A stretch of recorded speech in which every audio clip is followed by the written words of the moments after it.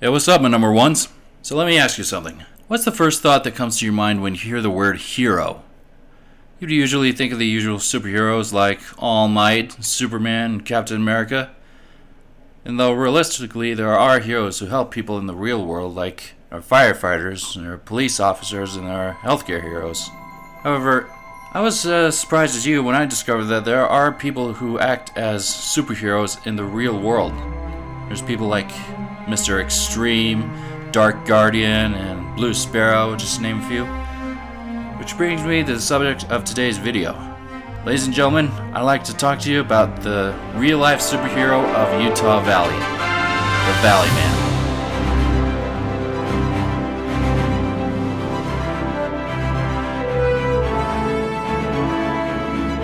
Wow, that sounds so cool. Hey, are you the Valley Man? What? What makes you think I'm the Valley Man? Hey, come on. You don't think that anybody who knows you would have figured that out? Well, you're not gonna have a confession out of me. Okay, if you say so. Okay, fine. You got me. I'm the Valley Man. I guess it wouldn't matter if everybody knows who I am. Let me begin by telling you about how I began the road to becoming a superhero. It all began when I was a little kid back in Michigan. My family and I would watch a show called Lois and Clark. The adventures of the OG superhero himself, Superman. Ever since then, Superman had been my favorite superhero, as I would run around the house with the costume that my mom made for me. I guess that stuck with me.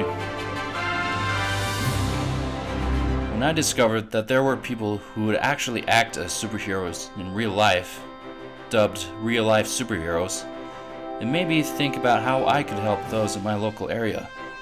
I could help them as a normal person. However, nobody said I couldn't do it as a superhero. So, I decided to make a better example of myself and others by rising above the man that I was. So, I used my skills as a graphic designer and a character designer, so I drew up the details for my outfit and some of the parts together. They say that real heroes don't wear capes. But I say, real heroes can wear capes if they want to. And to be fair, there are a lot of swimmers who would be considered as real-life mermaids, as they do swim around coasts in their mermaid tails. And in all honesty, whenever I put on the suit, I end up making someone's day better. And I love putting on the suit. I'm not the crime-fighting kind of superhero, as that would definitely put me in a dangerous place. Not just with criminals, but with the laws sometimes. But if I ever did see a crime taking place, I would do the responsible thing and call the police. Because they're the trained professionals, and I'm not. Thankfully, I hadn't had to do that yet. However, having no real-life supervillains to fight doesn't stop someone from being a hero. I've loved the idea of being able to serve someone without them being able to know who exactly to thank. I've learned this in my high school seminary. They called it SWAT, Service Without a Trace. Wow, that sounds so nice. So what are your superpowers? Well, besides feeding the homeless, picking up trash, washing off any offensive graffiti, I'm able to make someone's day better, all while showing a smile. Going off topic for a second, if I could choose any fictional superpowers, I could choose energy manipulation, because then I would be able to blast lasers, make myself faster and stronger, and I'd be able to fly. One of my earliest deeds took place when I was just starting out and my outfit was in its early stages. I just washed off some offensive graffiti, and I was walking back to my car when I saw another car on the side of the road with their warning lights blinking. I decided to go help them after I put away my cleaning supplies. I introduced myself as the Valley Man, and I could only guess just how confused they were at seeing me. I asked them if they needed help, and they asked for a jump. So I hooked up my car battery to theirs, but it didn't seem to be working. So we decided to push the car into the nearby parking lot, which was right next to us, but it was also just so far away. Afterwards, I gave them a ride home, and the reason I decided to help that couple out instead of driving away and expecting someone else to help them was because of the motto I came up with. There's no rest for the righteous. Another one of my heroic feats happened when I was in a parking building.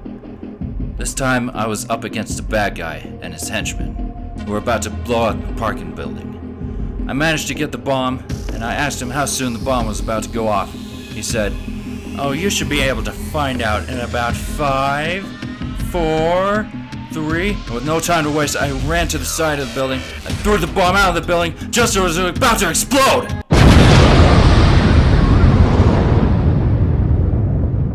The bomb exploded, and it didn't cause any damage.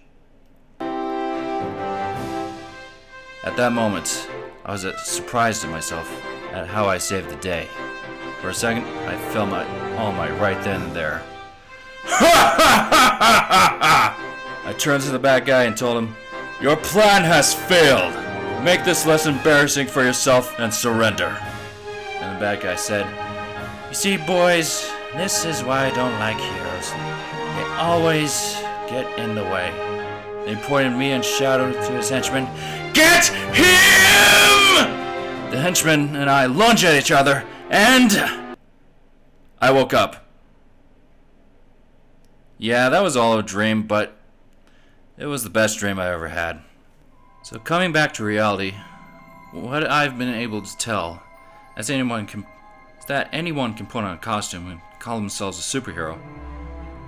But the true heroes are the ones who are willing to step up and help those who stand in need of help. That being said, you can be a real-life superhero as well. Thanks for listening, and stay super.